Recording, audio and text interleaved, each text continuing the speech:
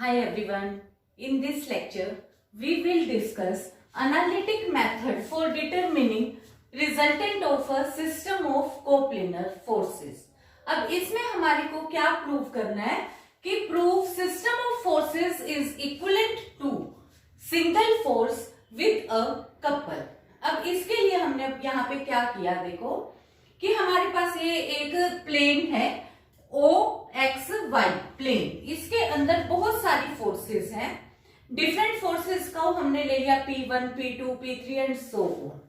वो किन्हीं पॉइंट के अलोंग एक्ट कर रही है, से X1, Y1, X2, Y2, X3, Y3 and so on.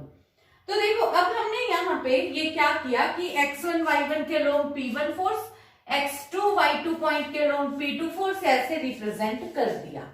ठीक है, अब इसके बाद फिर हमने अब क्या किया, देखो अब मैंने ये जो P1 फोर्स है इसका मैंने रिजोल्व पार्ट ले लिया X1 along parallel to X axis and यहाँ पे ये वाली वैल्यू मैंने यहाँ से P1 का रिजोल्व पार्ट इसके बिल्कुल पैरेलल X1 पॉइंट से यहाँ पे मैंने X1 ले लिया। ऐसे ही एक रिजोल्व पार्ट अलोंग बिल्कुल पैरेलल टू Y एक्सिस ले लिया पॉइंट स्मॉल x1 y1 से। बिल्कुल ऐसे ही x2 y2 से p2 का रिजोल्व पार्ट x2 और y2 parallel to x axis and parallel to y axis ले लिया। x3 y3 से स्मॉल x3 y3 से capital x3 y3 resolve part of p3 parallel to x axis and parallel to y axis ले लिया and so on. अब देखो हमें यहाँ पे अब ये पता है कि जो हमारे पास जब हम सिस्टम करते हैं तो एक फोर्स को हम किसी दूसरी जगह पे रिप्लेस कर सकते हैं, और जब हम सिस्टम को रिप्लेस करते हैं तो वो रिप्लेस होता है एक फोर्स से और वहां पे जाके बचता क्या है, और एक कपल ऑफ मूवमेंट। ठीक है, तो एक मूवमेंट ऑफ कपल बचता है और साथ हमारे पास बचती है फोर्स। फोर्स तो हमने अब दोबारा क्या किया, जो ये X1 फोर्स थी इसको मैंने इस X कैपिटल X पे मतलब अपने X एक्सिस पे शिफ्ट कर दिया। तो जो ये रिजोल्व पार्ट X1 था इसको मैंने इस X एक्सिस पे शिफ्ट कर दिया। जब ये इस पे शिफ्ट हुआ तो इसके साथ एक कपल भी आ गया। अब जो वो कपल है, फोर्स तो आई X1 ही, लेकिन क्योंकि हमें पता है कि फोर्स तो X1 ही आती है, पर मोमेंट ऑफ कपल कितना होता है x1 इंटू परपेंडिकुलर डिस्टेंस। अब जो परपेंडिकुलर डिस्टेंस है वो यहां से x1 का कितना है अपने पास स्मॉल y1, और ये O के साथ कैसी डायरेक्शन है, क्लॉकवाइज। तो इस वजह से मोमेंट इसका कितना आ जाता है माइनस x1 y1। ठीक है, अब बिल्कुल इसी तरीके से अब जो ये y1 फोर्स है इसको मैंने रिप्लेस कर दिया y एक्सिस पे। पैरेलल फोर्स हम रिप्लेस कर सकते हैं ना, तो मैंने उसी तरीके से y1 फोर्स को रिप्लेस कर दिया y एक्सिस के ऊपर। जब मैंने इसको y1 एक्सिस पे रिप्लेस किया तो मेरे पास अब यहाँ पे भी एक तो फोर्स आ गई y1 और दूसरा एक कपल आया। y1 तो फोर्स आ गई, पर y1 के साथ ही मोमेंट ऑफ कपल कितना होगा, y1 के साथ का यहाँ का परपेंडिकुलर डिस्टेंस, और ये परपेंडिकुलर डिस्टेंस कितना है स्मॉल x1, क्योंकि ये पॉइंट अपने पास x1 y1 है, तो ये तुम्हें पता है। तो इस बार इसका कपल कितना हो गया, और ये वाली जो वैल्यू है देखो y1 ये इसके साथ एंटी क्लॉकवाइज डायरेक्शन है, तो ये पॉजिटिव आ जाएगा। तो यहाँ पे y1 x1 आ गया।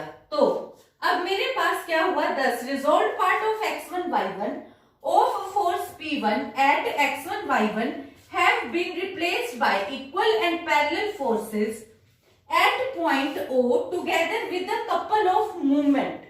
अब जो together with the couple, क्योंकि जो ये मैंने अब P1 फोर्स को मैंने x और y पे और फिर साथ में एक कपल का मूवमेंट कितना है, अब यहाँ पे पॉजिटिव मैंने पहले लिख लिया, नेगेटिव मैंने बाद में लिख लिया, और P1 फोर्स अब इस एक पॉइंट O के अलोंग आ गई, जो कि एक बार x एक्सिस y एक्सिस और इधर ही मोमेंट ऑफ कपल G है।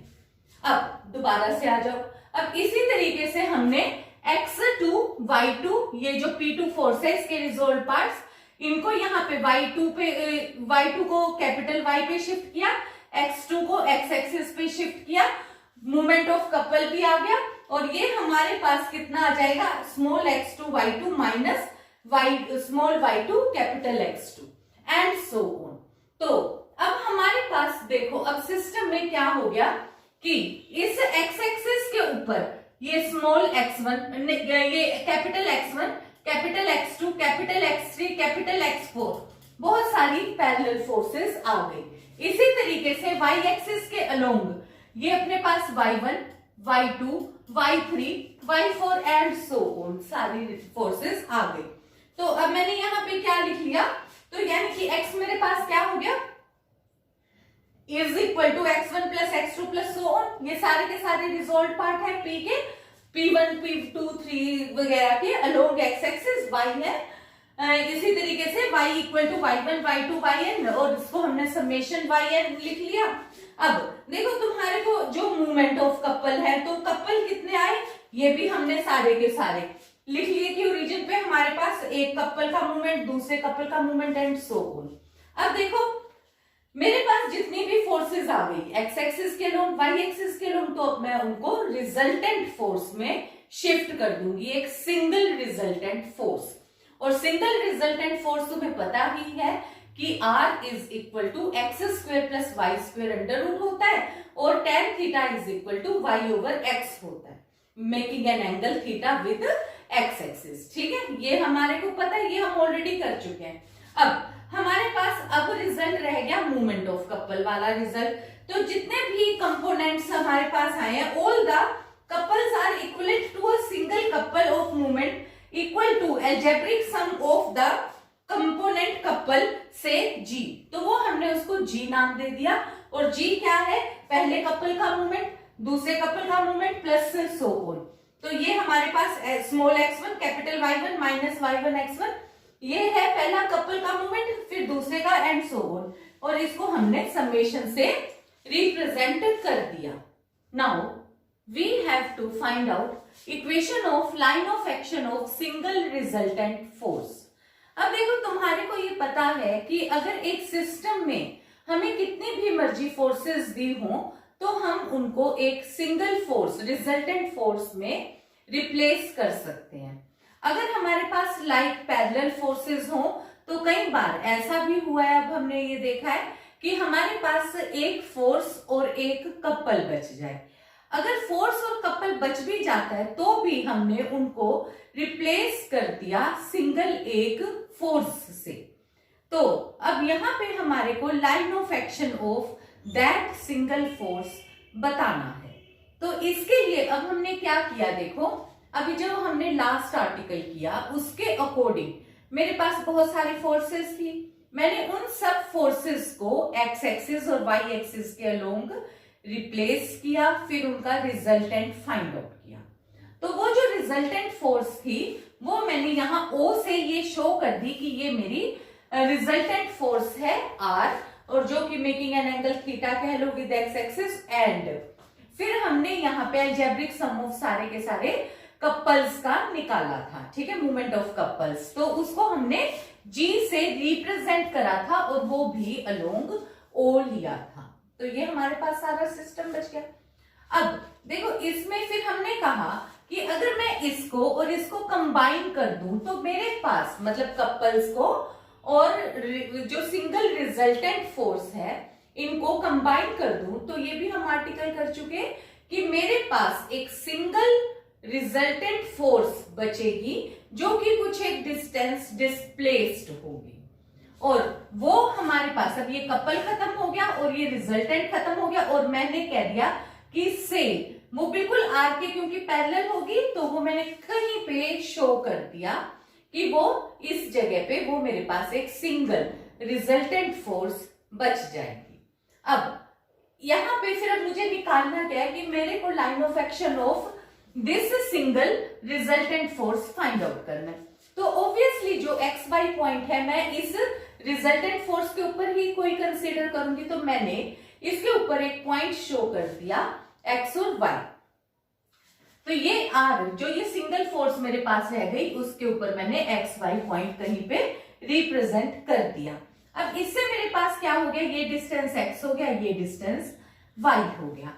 अब तुम्हारे को ये पता है कि अगर मैं एक्स वाई पॉइंट कोई भी any point on this single resultant force ले लेती हूं, तो अगर मैं algebraic sum of movement of force R through O and couple G निकालती हूं तो वो कितना आएगा, ऑब्वियसली जीरो आएगा, क्योंकि फोर्स उसमें से पास कर रही है, एक्स वाई पॉइंट में से पास कर रही है, उसके अबाउट मूवमेंट लूंगी तो कितना आना है, जीरो आना है।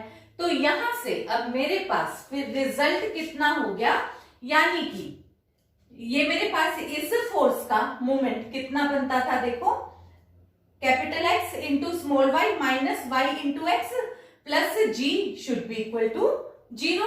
और यहां से फिर मेरे पास अब क्या हो गया, g is equal to x y minus y x. ये मेरे पास ये लाइन ऑफ एक्शन यहां से आ जाएगा। अब अगेन आ जाओ, अब देखो यहाँ पे मेरे पास फिर वैल्यू क्या चीज आ जाती है। अब जब मैंने सिस्टम किया, एक तो मैंने रिजल्टेंट फोर्स निकाल दी आर किसके इक्वल निकाला है, X square plus Y square under root. G भी तुम्हें पता है कि इसी तरीके के पैटर्न का समेशन निकाला है हमने। अब देखो एक तो मेरे पास है कि जब ये सारा सिस्टम है बहुत सारी फोर्सेस का, अगर वो एक फोर्स और एक कपल में बचता है तो उस केस में ना तो आर जीरो होना चाहिए ना ही जी जीरो होना चाहिए, तब ही मेरे पास सिस्टम और जो ये आर और जी है ये ओ में से पास नहीं करता होना चाहिए, क्योंकि अगर ओ में से पास करेगा तो फिर वो मेरे पास अगर उसके अबाउट मूवमेंट लूंगी तो वो मेरे पास कितना आ जाएगा, इज इक्वल टू जीरो। अगर मैं मूवमेंट लूंगी तो यहाँ पे मेरे पास एक सिंगल फोर्स मैंने एक अलग पॉइंट पे रिप्रेजेंट करके दिखाई है। अब यहाँ पे फिर दोबारा से कि अगर मेरे पास सिंगल फोर्स बचती है तो उस केस में क्या होगा कि R will not be equal to zero but G equal to zero, क्योंकि कपल नहीं रहेगा और बचेगा क्या, रिजल्टेंट फोर्स। अब दोबारा आ जाओ, अब मेरे पास रिजल्टेंट फोर्स ना बचे और केवल मूवमेंट बचे, तो मूवमेंट कपल बचे, तो कपल के लिए G should not be equal to zero and R should be equal to zero. और आर किसके इक्वल होता है, आर होता है X square plus Y square under root के इक्वल होता है आर। तो यहाँ पे ना तो एक्स जीरो और ना ही, मतलब यहाँ पे अपने पास अलग से एक्स जीरो होना पड़ेगा और अलग से ही वाई जीरो होना पड़ेगा। तो ये केवल अगर एक ना मतलब एक्स जीरो नहीं है या वाई जीरो नहीं है तब ये सिस्टम होल्ड नहीं करेगा, तो दोनों को ही जीरो सेपरेटली जीरो होना पड़ेगा। तो मतलब जब आर जीरो है तब उस केस में एक्स भी जीरो होगा और वाई भी जीरो होगा। Now we have one numerical in this forces 6, 8, 10, 12 kg weight respectively act along sides taken in order with sides given by। अब हमारे को कौन सी दी है, y इक्वल टू जीरो, x equal to 1, y equal to 1, x equal to 0। Find magnitude, direction and equation of line of action of their resultant. अब सबसे पहले हमने यहाँ पे क्या किया, एक x एक्सिस बनाई एक y एक्सिस बनाई। अब तुम्हारे को पता है कि x एक्सिस पे क्या होता है, y equal to zero, y axis पे होता है x इक्वल टू जीरो। फिर मैंने x इक्वल टू 1 और यहाँ पे ये देखो x इक्वल टू 1 और यहाँ पे मैंने y इक्वल टू 1 रिप्रेजेंट कर दिया। तो इससे ये वाला पॉइंट तो मेरे पास हो गया 0, 0, ये पॉइंट हो गया 0, 1, ये पॉइंट हो गया 1, 1 और ये पॉइंट हो गया 1, 0। ठीक है ना, तो यहाँ पे ये वाली वैल्यू मेरे पास x की वैल्यू 1, y की 0। ठीक है, ये अपन ने यहाँ 0, 1। ठीक है, ये मेरे पास इस तरीके से पॉइंट आ गए। अब इनकी जरूरत नहीं है, मैंने तुम्हारे को जस्ट इसकी रिप्रेजेंटेशन यहां से बता दी। अब दोबारा आ जाओ, अब तुम्हारे पास इस तरफ वेट कितना दिया हुआ है, फोर्स कितनी दी हुई है 6 kg वेट, और यहाँ पे 8, यहाँ 10 और यहाँ 12 टेकन इन ऑर्डर। ठीक है, वो हमने रिप्रेजेंट कर दी। अब तुम्हें पता है कि 6 kg फोर्स है जो वो किस डायरेक्शन में, एक्स एक्सिस के साथ, तो ये कितना एंगल बनाएगी एक्स एक्सिस के साथ, ऑब्वियसली 0 डिग्री। और फिर 8 कितना है, क्योंकि ये स्क्वायर बना रहे हैं तो ये 90 डिग्री। और बी फोर्स जहां पे बीसी के लोग जो फोर्स है 10 kg वो कितना एंगल बनाएगी, देखो ये बिल्कुल इससे अपोजिट डायरेक्शन है, तो यहाँ हम कितना मान के चलेंगे इसको 180 डिग्री, और ये भी 90 से अपोजिट डायरेक्शन है, तो इसका एंगल कितना हो जाएगा 270 डिग्री। ये तुम्हारे को आइडिया है और ये काम हम कर भी चुके हैं। तो अब देखो जो रिजल्टेंट है ये हम अब कई बार निकाल चुके हैं फोर्सेस का। तो अब मैं हर क्वेश्चन में जब हम नेक्स्ट टाइम भी जब क्वेश्चंस करेंगे तो एक्स और वाई की वैल्यू अब मैं इवेल्युएट नहीं करूंगी, मैं डायरेक्ट लिख दूंगी, ठीक है। तो यहां से रिजल्टेंट हमने निकाला एक्स का, resolve part along x axis, x की वैल्यू आ गई मेरे पास -4, वाई की वैल्यू आ गई मेरे पास, जब मैंने बिल्कुल साइन साइन साइन किया तो यहां से y आ गया resolve part along y axis, तो ये भी मेरे पास आ गया -4, मैंने कैलकुलेट कर लिया। अब देखो x और y की वैल्यू आ गई तो मैंने रिजल्टेंट भी निकाल दिया। रिजल्टेंट मेरे पास आ गया 4√2, क्योंकि मुझे बताना था कि फाइंड मैग्नीट्यूड डायरेक्शन, ठीक है। मैग्नीट्यूड मैंने बता दिया 4√2 डायरेक्शन के लिए। अब देखो x भी नेगेटिव y भी नेगेटिव, तो ऑब्वियसली थर्ड क्वाड्रेंट, और tan थीटा पॉजिटिव तो और 1 तो यानी कि 45 डिग्री, तो 180 प्लस 45 यानी कि 225 डिग्री एंगल आ गया, डायरेक्शन भी निकल गई। अब आ जाओ लाइन ऑफ एक्शन पे। अब लाइन ऑफ एक्शन के लिए हम यहां से अब करते क्या है, देखो लाइन ऑफ एक्शन हमने कहा है कि g किसके इक्वल होगा, या तो हम देखो ऐसे समेशन निकाल दें पॉइंट के अकॉर्डिंग, ठीक है। x1 y1 minus y1 x1 की हर रेख का resolve part along x axis निकाले, अलोंग वाई एक्सिस निकाले, और वही इक्वल किसके भी, क्योंकि मूवमेंट कांस्टेंट क्वांटिटी है, और equal to algebraic sum of movement about O होगा। अब ओ पॉइंट में से देखो, क्योंकि 6 और 12 तो ओ में से निकल ही रहे हैं, तो 6 के साथ भी 0 लग गया, 12 के साथ भी 0 लग गया। अब जो ये 8 फोर्स है इसके साथ का परपेंडिकुलर डिस्टेंस ओ का कितना है, ऑब्वियसली 1, 10 के साथ भी परपेंडिकुलर डिस्टेंस कितना है 1, और डायरेक्शन कौन सी है, ऑब्वियसली एंटी क्लॉकवाइज, तो हमने सब पॉजिटिव लिया और मूवमेंट मेरे पास आ गया 18। अब दोबारा से अब लाइन ऑफ एक्शन अभी हमने डिराइव करी, तो वो कितनी होती है, small x y minus y x is equal to जी। कैपिटल एक्स और कैपिटल वाई की वैल्यू जो मैंने अब यहाँ पे resolve part along x axis and y axis निकाले हैं, ये मैंने x और y की वैल्यू, कैपिटल x और y की वैल्यू पुट कर दी, और इधर से इस इक्वेशन में सब्स्टिट्यूट करा, g की वैल्यू भी मूवमेंट ऑफ कपल मैं निकाल चुकी हूँ, सब्स्टिट्यूट करके मैंने सोल्व करा, तो ये मेरे पास लाइन ऑफ एक्शन भी आ गया। तो that is all for today, thank you.